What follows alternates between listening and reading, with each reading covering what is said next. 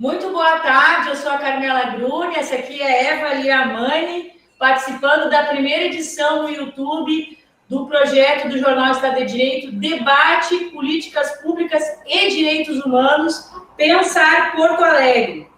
Nesse momento que a gente está vivendo de pandemia e de uma forma de aproximar as pessoas à discussão da participação cidadã na política pública e nas eleições municipais, nós temos como convidado desse evento especial uma pessoa que eu admiro muito, que é o Djalma Pinto, que já está aparecendo aí na tela de vocês. Ele que é advogado, especialista na área do direito eleitoral, autor do livro Distorções do Poder. Ele é ex-procurador-geral do Estado do Ceará, também foi procurador da Fazenda do Estado do Ceará e autor de diversas obras como políticas voltadas para a juventude, a educação e direitos humanos voltado para a juventude. Ele pode depois corrigir o nome adequadamente.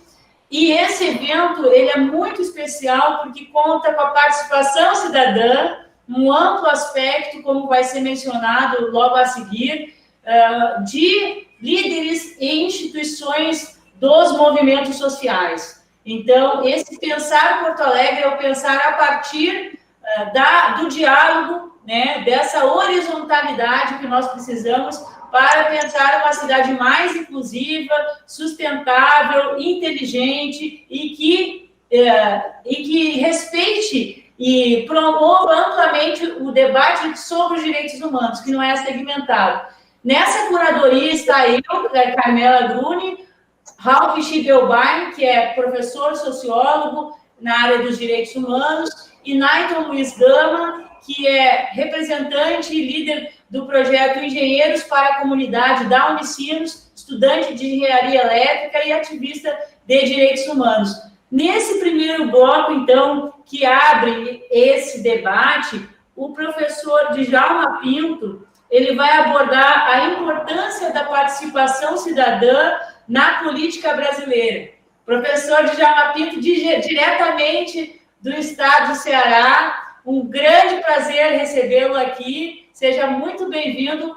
Ele terá 20 minutos, em torno de 15 a 20 minutos, para que às 18 horas, pontualmente, eu passe a palavra daí ao Naiton e, na sequência, comandando a distribuição dos debates, Ralph Schievelbein. Obrigada, professor. Boa tarde, Carmela. Boa tarde, Ralph. Boa tarde, Naiton. Um prazer muito grande participar desse grande evento que o seu jornal está promovendo para a cidadania. A importância da participação cidadã na política é de extrema relevância.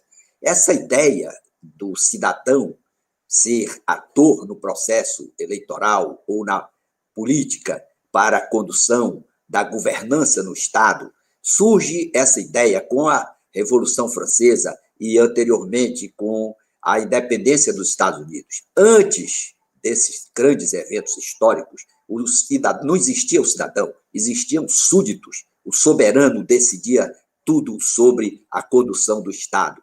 Existia o patrimonialismo, o Estado se confundia com a pessoa do rei. Após a Revolução Francesa, a ideia de cidadania tomou corpo e se propagou pela humanidade. Lá na Declaração dos Direitos do Homem, de 1789, já ficou destacado que havia necessidade da educação, do desenvolvimento da pessoa para a boa governança, que a corrupção era fruto da ignorância. Então, não basta apenas garantirmos, como a Constituição assegura, a soberania popular, o poder pertencer exclusivamente ao povo, que delega aos seus representantes, através de eleições que devem ser limpas, justas, transparentes, com respeito à isonomia, com imparcialidade dos juízes que devem conduzir o processo eleitoral. É imprescindível também que haja uma qualificação do titular do poder de cada cidadão. Essa qualificação deve ocorrer por meio da educação para a cidadania. Essa educação para a cidadania está prevista expressamente no artigo 205 da Constituição, que diz textualmente que a educação é um direito de todos, um dever do Estado e da família com a colaboração da sociedade, para garantir a qualificação para o trabalho, a educação para a cidadania, o preparo para a cidadania. Infelizmente, nós não conseguimos ainda dar efetividade a esse comando constitucional. A educação no Brasil tem se restringido a ser uma transmissão de saber de uma geração para outra, porque ficamos restritos a essa transmissão exclusivamente de saber. Nós testemunhamos com muito pesar na nossa sociedade os representantes do povo, eleitos de forma democrática pelas urnas, por eleições livres, que asseguram a manifestação de cada eleitor. Entretanto, esses governantes eleitos, essas pessoas que estudaram nos melhores colégios das suas respectivas cidades, nas melhores universidades, não podem ter contato com o dinheiro público.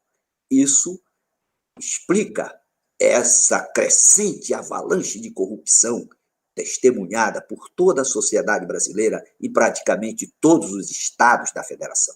Então, para que nós possamos ter uma participação cidadã saudável, uma governança que atenda à expectativa de prosperidade da sociedade brasileira, é imprescindível que nós acrescentemos ao conceito de educação não apenas a transmissão de saber, mas, igualmente, a transmissão de valores. Quais seriam, então, os valores básicos para nós termos realmente uma participação cidadã efetivamente saudável, que garanta uma governança com eficiência, com prosperidade e com combate à desigualdade? Precisamos inserir nesse conceito de educação 3 valores. Primeiro valor: justiça como virtude. Não faça com o outro aquilo que você não deseja que façam a você. Segundo valor fundamental: solidariedade. Se coloque no lugar do outro para sentir a sua dor. E o terceiro valor fundamental: respeito ao dinheiro público. Sem respeito ao dinheiro público, o cidadão pode ter a maior simpatia, pode ter a maior aceitação no seu grupo social, mas ele será um predador da coisa pública, ele será profundamente nocivo para a sua sociedade. Infelizmente, a sociedade brasileira tem um apreço muito significativo pelo seu patrimônio privado, mas não tem apreço pelo patrimônio público, pelo dinheiro que é pago pelos cidadãos a título de tributo. É preciso, nessa análise da participação popular, essa educação para que cada cidadão compreenda que todo o dinheiro do seu município, todo o dinheiro do seu estado, todo o dinheiro da União, todo esse dinheiro provém do bolso de cada pessoa que é obrigada a pagar tributos de forma compulsória. Nenhum dinheiro do Estado nasce em árvore ou cai do céu, sai do bolso de cada cidadão. Por isso, cada pessoa que é delegada pelo povo, que no exercício da sua soberania popular transfere o poder para o seu representante eleito, esse representante deve ter o compromisso de aplicar corretamente o dinheiro público. Nós temos uma constatação: nenhum condomínio da cidade de Porto Alegre aceita que o síndico eleito pelos condôminos se aproprie do dinheiro pago a título de taxa de condomínio.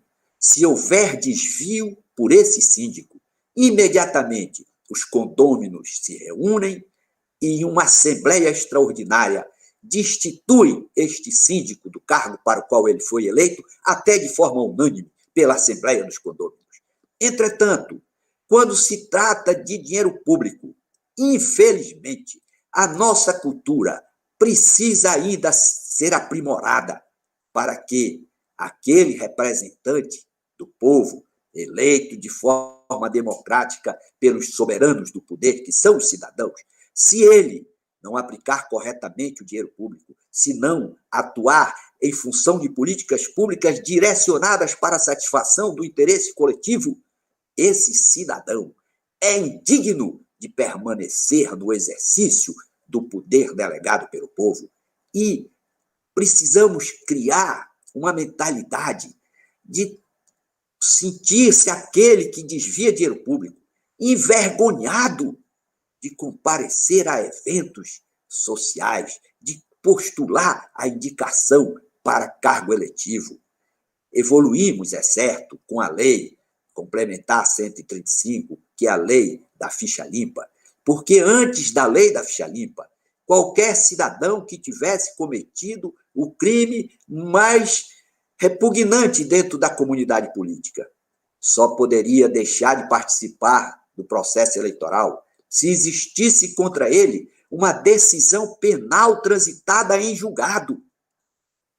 Essa comprovação ocorre, inclusive, na DPF 144, julgada pelo Supremo Tribunal Federal, que rejeitou a aplicação imediata do artigo 14, parágrafo 9º da Constituição, que exige exame da vida pregressa de quem se dispõe a postular mandato eletivo. Sob o ponto de vista formal, a nossa Constituição é perfeita e acabada.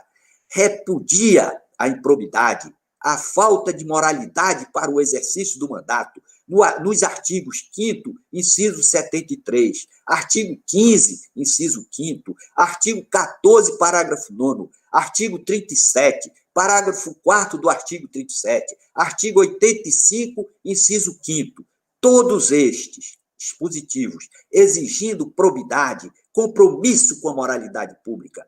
Entretanto, a realidade comprova que precisamos evoluir para compreender que a função pública não pode ser exercida por infratores da lei. O parlamento, a chefia do Poder Executivo não podem ser ocupados por delinquentes. Delinquentes são aqueles que desviam dinheiro público. Infelizmente, o conceito de delinquência se restringe ao cidadão sem escolaridade, ao cidadão que assalta na rua, no ônibus, a carteira, o celular de qualquer pessoa. Este cidadão é execrado, é desqualificado para qualquer atividade social. Entretanto, quando o cidadão com mais envergadura política ou social desvia verba da educação, verba da saúde, como nesta pandemia, não há essa mesma discriminação da sociedade, não há uma efetiva sanção social para desmotivar esses delinquentes altamente nocivos à sociedade. Não tenhamos ilusão, nenhuma sociedade, nenhum grupo social alcança a prosperidade, a eficiência na aplicação dos recursos públicos sem ter a consciência de que o maior delinquente, o maior infrator de uma comunidade política é aquele sem qualificação para o exercício do poder, porque desvia verba que é paga do dinheiro, que é extraída do dinheiro da comunidade política, da sociedade, com o esforço de cada cidadão para pagar os seus tributos. Portanto, neste momento em que a sociedade materializará a essência da democracia, que é a alternância do poder pelo voto. Temos, desde 1988, eleições regulares no Brasil de 2 em 2 anos. Não basta, porém, para a consolidação e para a longevidade da democracia, que ela se reduza a eleições. É imprescindível que as eleições sejam marcadas pela lisura, sejam livres, sejam transparentes, que cada magistrado que conduz o processo eleitoral no seu município tenha o compromisso com a impessoalidade, com a aplicação intransigente da lei, assegurada a ampla defesa para reprimir o abuso do poder político, o abuso do poder econômico, a corrupção eleitoral, que é um estigma que macula as eleições, a lisura do processo eleitoral em diversos municípios do nosso Brasil. A compra de voto está tipificada no artigo 299 do Código Eleitoral, com previsão de punição de até 4 anos de reclusão, tanto para o eleitor como para o candidato.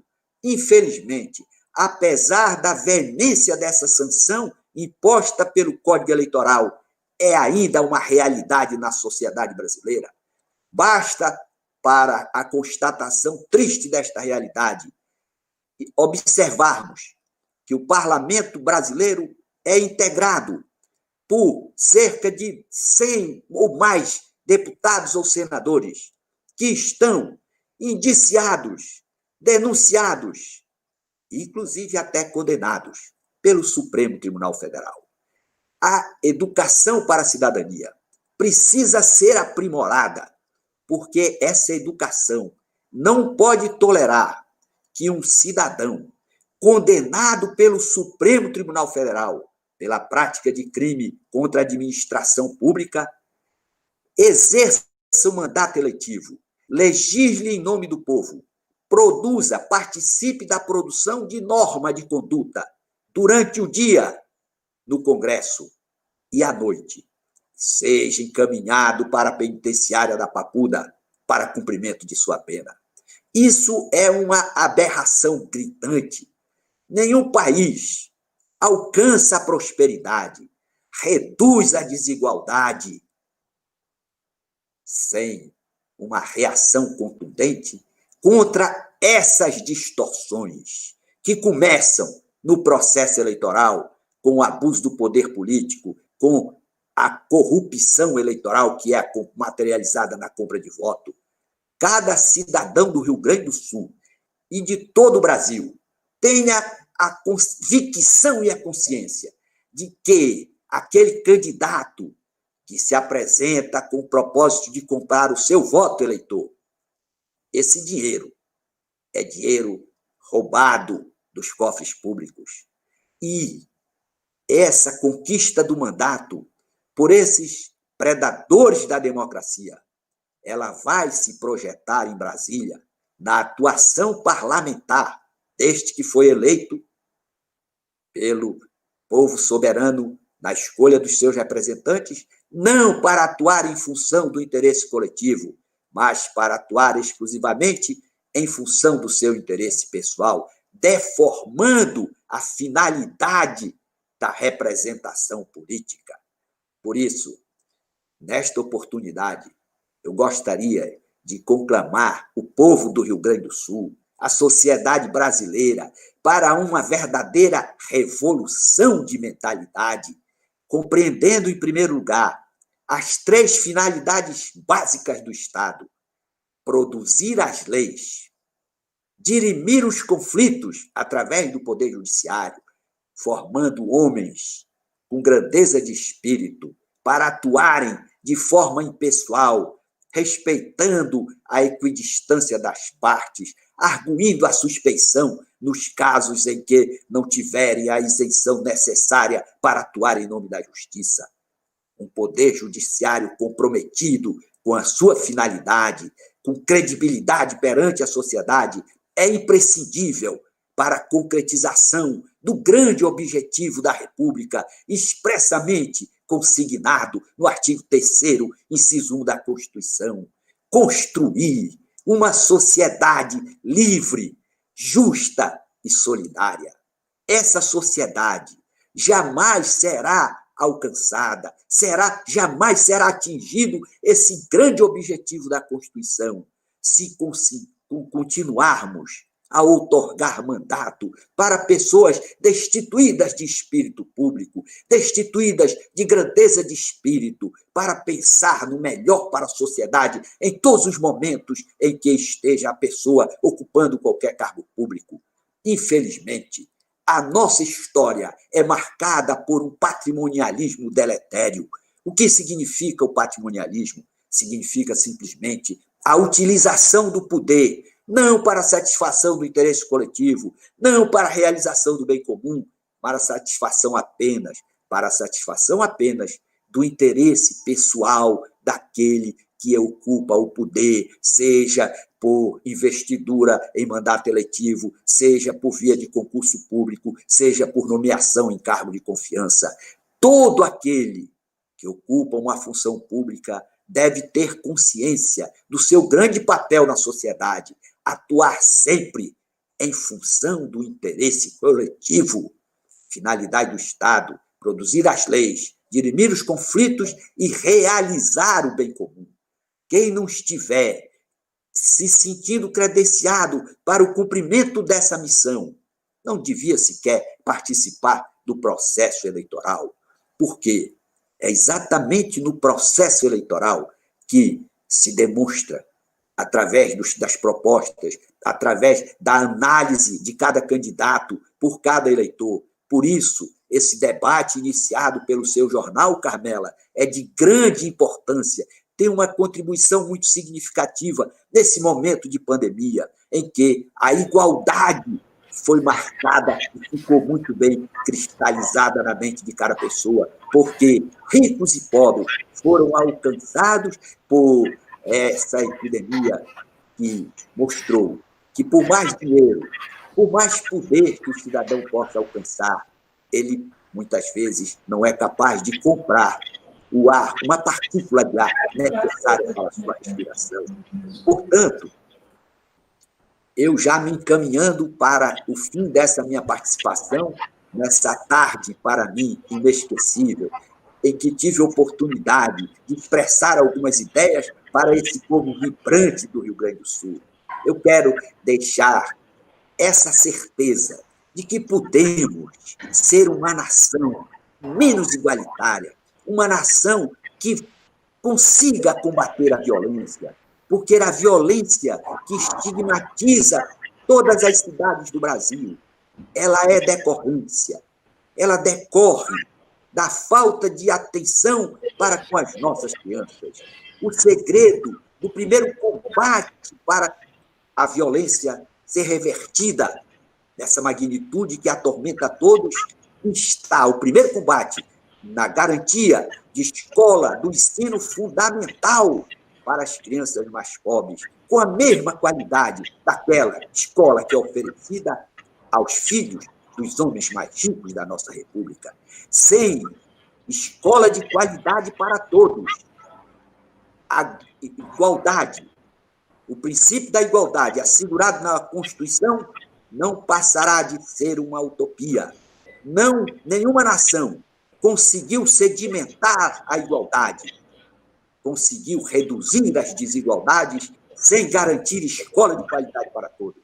E essa escola de qualidade para todos só será oferecida se o povo do Rio Grande do Sul, de Porto Alegre, de todos os municípios brasileiros, se esse povo tiver como propósito escolher pessoas comprometidas com essa causa, que amem essa vontade, esse propósito, que tem esse fim propósito de garantir escola de qualidade para todos. Sem escola de qualidade, sem educação como transmissão de saber e de valores, continuaremos a ser uma sociedade pobre, desigual e injusta. Sucesso para aqueles que têm espírito público, que querem realizar as transformações que o município precisa. Enfim, que querem garantir a igualdade por meio da escola de qualidade para todos. Muito obrigado, Carmela, por essa oportunidade, para mim, muito gratificante, de me dirigir a esse povo vibrante do Rio Grande do Sul. Muito obrigado. Djalma, eu quero agradecer por essa oportunidade de estar te escutando e de fazer com que as pessoas aqui no Rio Grande do Sul e no Brasil possam estar tendo contato com uma pessoa tão qualificada e preparada para que a gente possa estar recebendo e proporcionando esse esclarecimento tão importante sobre a importância da participação cidadã na política brasileira. Quero agradecer a todos os pré-candidatos que estão já conosco aqui. Quero agradecer a curadoria que integra comigo Ralph Schibelbein, historiador, professor Naiton Luiz Gama, que é representante do projeto Engenheiros para a Comunidade. Djalma Pinto tem um compromisso, não poderá estar conosco no decorrer dessa transmissão. Ele fala diretamente do Ceará, autor do livro Distorções pelo Poder, articulista do jornal Estado de Direito. Então, um beijo, um abraço, muito obrigada pela tua presença. E pode agora ficar à vontade, né, Djalma, que eu sei que tu tem que desligar. Vou passar a palavra, então, de imediato para o Naito Luiz Gama, para dar seguimento, pedindo para os convidados colocarem os celulares ou o computador no modo horizontal, para poder pegar a imagem de vocês na integralidade, desligar o